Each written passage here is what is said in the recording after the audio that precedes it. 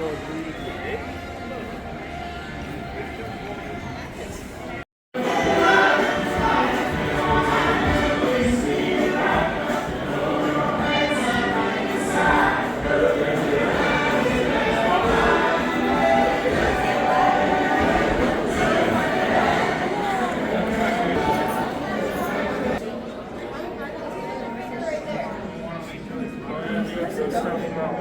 Disney, right?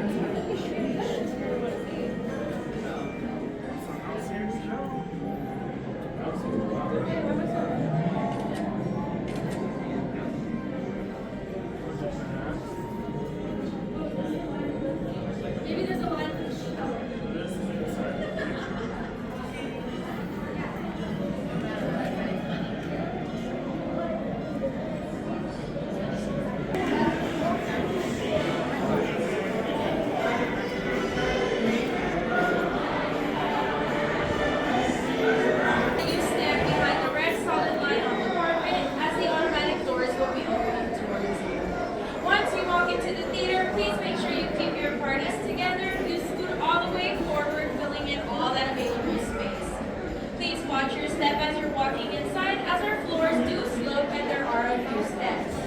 Wheelchair accessible viewing areas can be accessed through our center door.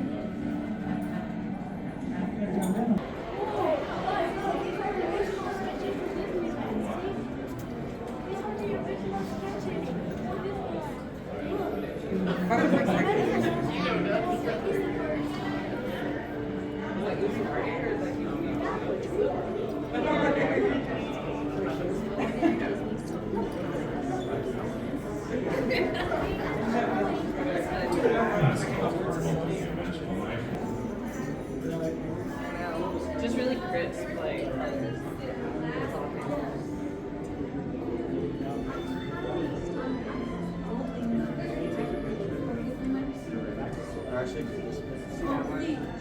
This one's giving sleeping beauty. Feel free to ask your nearest Opera House aspirator. Thank you. I'm gonna watch Mr. Lincoln give his Gettysburg Address.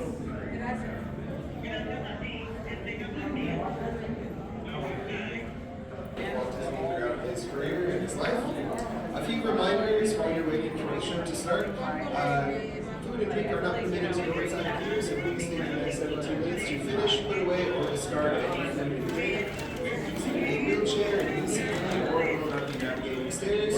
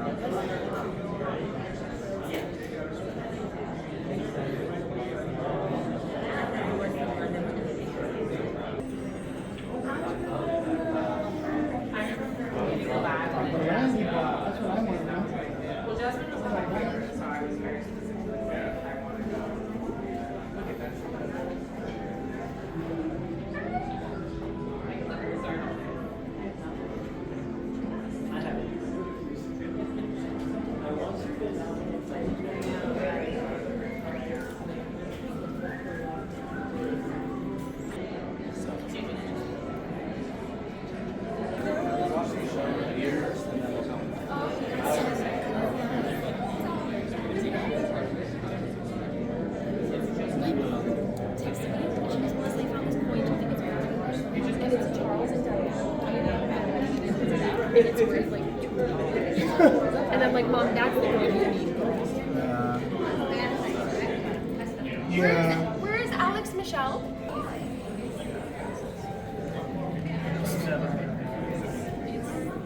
Even though it did it, but people were like, revenues came down, dude.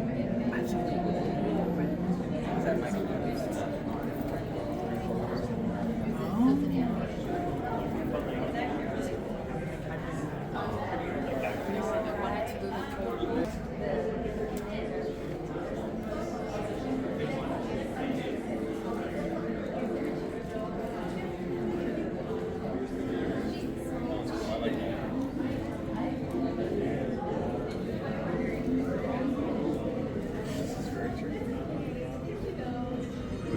He used to have an office. We got over the fire station, right? And the light's on. Put the light on. It's there. They left it on continuously. Just to, you know.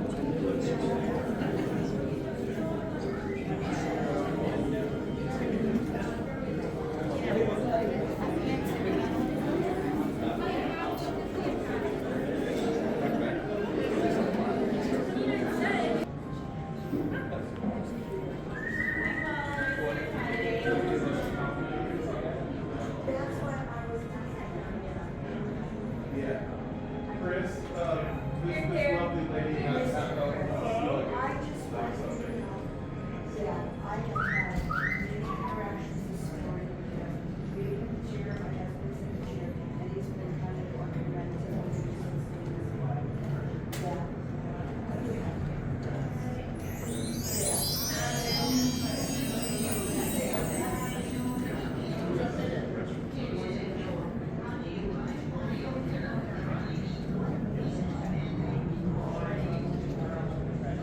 We have another one right over by the Lincoln bus.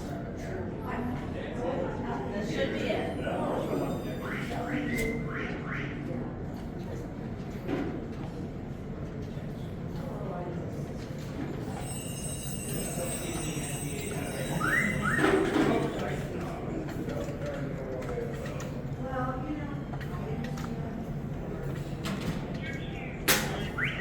Sorry.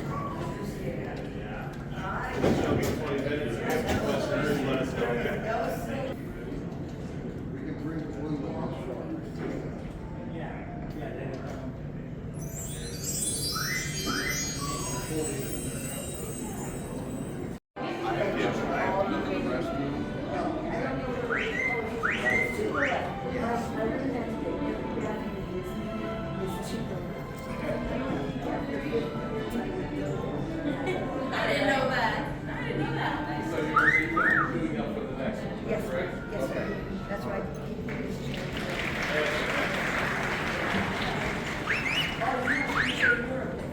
Last call for this show is Walt Disney. Oh, so we go, yeah. I'm not sure. Everyone, and welcome to Walt Disney: A Magical Life.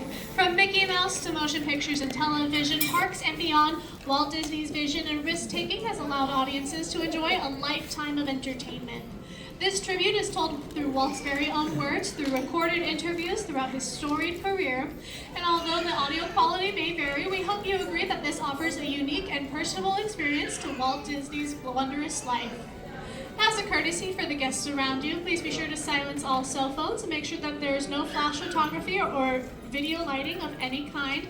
And if for any reason you have to leave before the show is over, please be sure to use the doors on your right-hand side.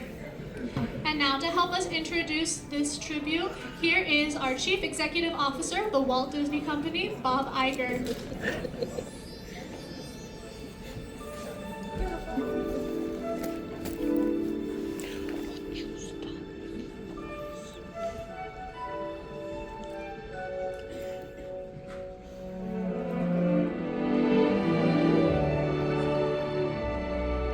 They say that Hollywood is a town built on dreams, and one of its greatest dreamers was Walt Disney. His life was filled with both exhilarating success and heartbreaking setbacks. But he never gave up. He just kept moving toward that great big, beautiful tomorrow. The story of Walt's life is truly a magical one, and no one could tell it quite like Walt himself. My dad worked as a carpenter in the World's Fair building. He eventually ended up in Chicago as a contractor, and he was doing that when I was born, December 1901. But my dad made some money as a contractor, and he wanted to get back to the farm. They finally ended up buying this farm in Marceline, Missouri. It was a beautiful farm, but it was not the kind of farm to make a living on. Things got pretty tough on the farm, and my dad had a sickness. So my dad sold the farm, took the money, and went to Kansas City. And my dad bought this Kansas City Star route. And they gave me a route. I was about 9 or 10 when I started there.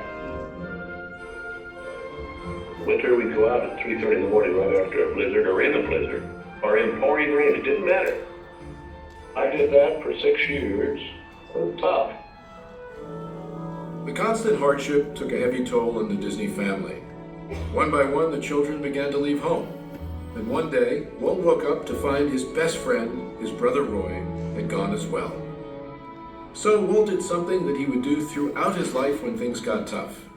He took a chance. My brother had joined the Navy, so I wanted to join it.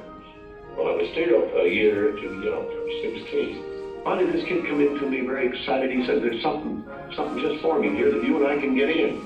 I said, "What is it?" He said, "An ambulance unit." I was in Paris, 3rd of September, when Pershing pulled out. Paris, which had been this exciting thing with all these soldiers and things, suddenly there wasn't a soldier to be seen. And I suddenly became very lonesome. So then I went in and put a request in to be discharged. So I hit Chicago, that's where my parents were living, and I said, "Dad, I want to be an artist." And my dad, he just couldn't buy that. So I pulled stakes and moved to Kansas City.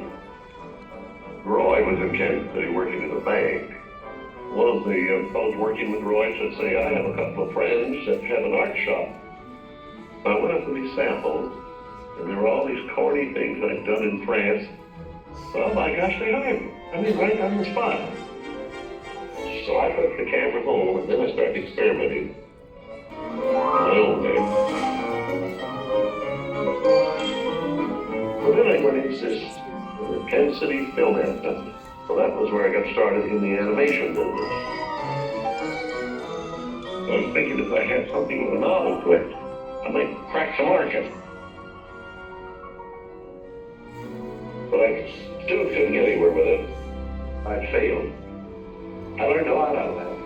And I think it's important to have a good art failure when you're young.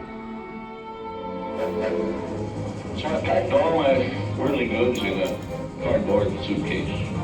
I went to Hollywood, arriving there with just $40 in my pocket from my Kansas City ventures.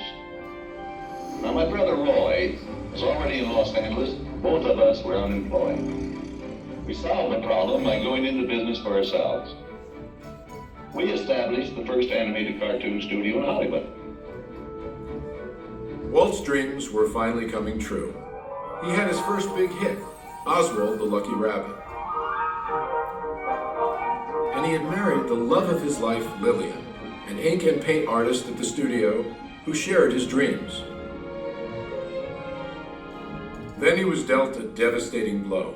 On a business trip to New York City, he learned that he had lost ownership of Oswald due to a contract loophole. And to make matters worse, the distributor had signed away Walt's artists. Most people would have given up right then and there. Not Walt Disney. He sent a telegram to his brother Roy.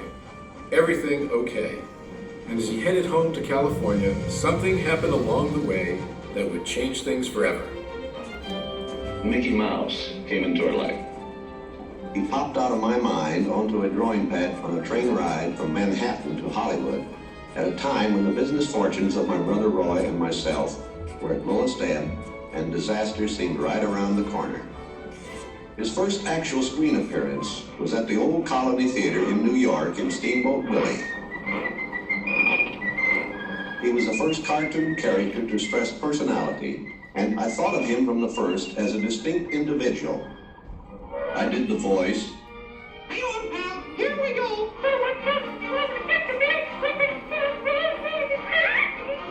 Mickey was simply a little personality assigned to the purposes of laughter.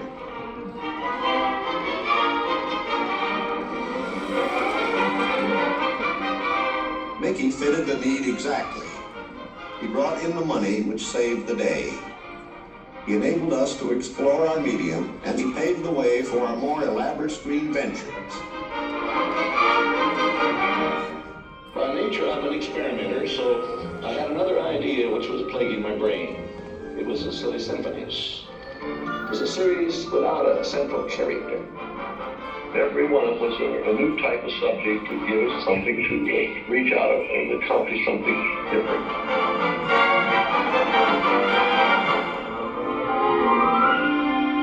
Then we started distributing both Mickey Mouse and the Silly Symphonies. It was nip and tuck, getting them out. Walt began to push himself and his artists, and when he wasn't working, he was worrying about the future. And then the inevitable happened. In 1931, he had what he called a heck of a breakdown. So he did something unique for Walt Disney. He took time off and took his wife on the first vacation they had ever had. When they returned, he was a new man, filled with ideas for the future.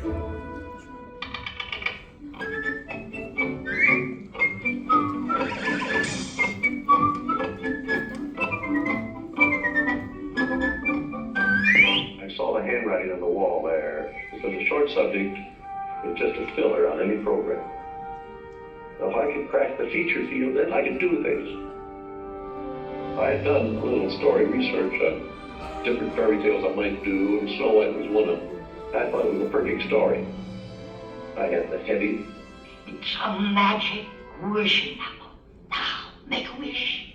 I had the prince and the girl, the romance. I had the sympathetic dwarfs and things. We started Snow White sometime late 35, and it was around 2 years in the making. We had the family fortune, we had everything wrapped up in Snow White. In fact, the banker, I think, was losing more sleep than I was.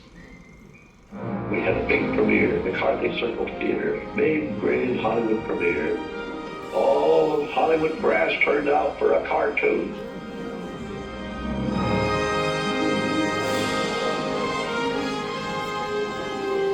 The body of Snow White and the Seven Dwarfs is going to be presented this beautiful statue. Isn't it bright and shiny? Oh, it's beautiful. Aren't you proud of it, Mr. Disney? Why, I'm so proud, I think I'll bust. With the profits of Snow White, I built the studio.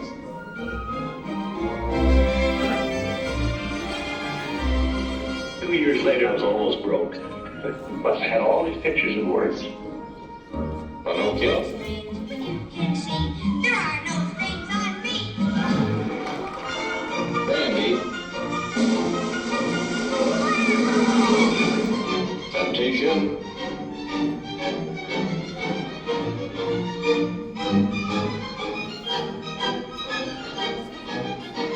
That was when the war came. So the whole world was collapsing in. So many of my boys went through the service. So I just practically stopped my feature production. That's all I could do. And after the war, it was quite a problem picking up the pieces. I knew that diversifying in the business would be the salvation of it. So I tried various things. I wanted to go beyond the cartoon. And I thought if I could get into the live end, that there's things I could do. Stand by inches.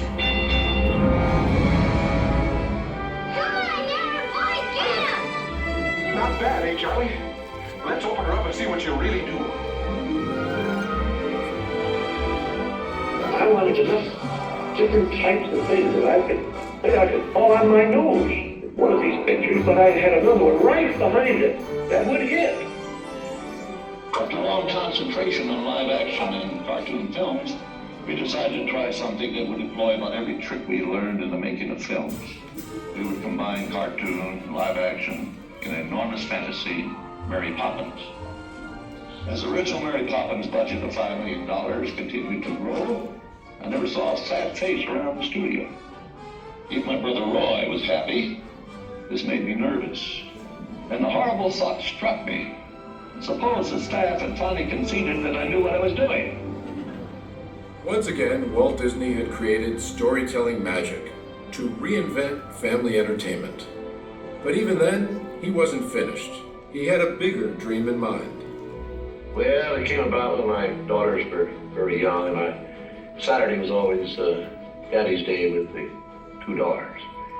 So we'd start out and try to go someplace with, different things, and I would take them to the merry-go-round, and I took them different places, and as I'd sit there while they rode the merry-go-round, did all these things, I felt that there should be something built, some kind of an amusement enterprise built where the parents and the children could have fun together. So that's how Disneyland started. It takes a lot of money to make these dreams come true. And we had everything mortgaged, including my family. We started with many ideas, threw them away, started all over again. And eventually it evolved into what you see today as Disneyland. But it all started from a daddy with two daughters wondering where he could take them, where he could have a little fun with them too. The art means a lot to me in that something will never be finished, something that I can keep developing and adding to. Not only do I add things, but even the trees will keep growing. The thing will get more beautiful every year. I knew that if I did anything like the park, I had to have some kind of a medium like television to let the people know about it. The world is a carousel of color. History, comedy, fantasy. There's drama and mirth. There's old Mother Earth with all of her secrets to see. The miracle of imagination. The marvels of earth, sea, and sky. These wonders untold are ours to behold in the funny world, the sunny world, the wonderful world of color. And now your host, Walt Disney. Today, I want to share with you some of our ideas for Disney World. Here in Florida, we have something special we never enjoyed at Disneyland. A blessing of size. There's enough land here to hold all the ideas and plans we can possibly imagine. We know what our goals are. We know what we hope to accomplish. And believe me, it's the most exciting and challenging assignment we've ever tackled at Walt Disney Productions. Throughout his storied career, Walt never gave up, despite the many challenges along the way. For his visionary work, he received hundreds of awards from all corners of the globe, more Academy Awards than any individual in history, and the Presidential Medal of Freedom for a lifetime of inspiring others. He created dreams that live on today for millions around the world. But with all of that, when asked to name his greatest reward, Walt's reply was surprisingly humble. Well, my greatest reward, I think, is that I've been able to build this wonderful organization and also to have the public appreciate and accept what I've done all these years. That is a great reward. But all individuals are different.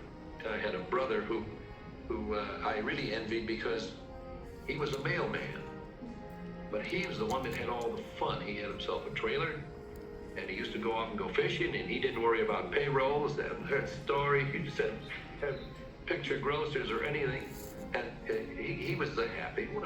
I always said he's the smart Disney. You know, I was stumped one day when the little boy asked, "Do you draw Mickey Mouse?" And I had to admit I do not draw anymore. Well, then you think of all the jokes and ideas. No, I said, I don't do that. Finally, he looked at me and said, "Mr. Disney, just what do you do?" Well, I said, sometimes I think of myself as a little bee. I go from one area of the studio to another and gather pollen and sort of stimulate everybody. I guess that's the job I do. You know, there's a lot of satisfaction in developing ideas into realities, but there's really no secret about our approach. We keep moving forward, opening up new doors, doing new things, because we're curious. And curiosity keeps leading us down new paths. We're always exploring and experimenting. We're interested in doing things that are fun, in bringing pleasure and especially laughter to people. But I only hope that we never lose sight of one thing. It was all started by a mountain. Like a bolt out of the blue.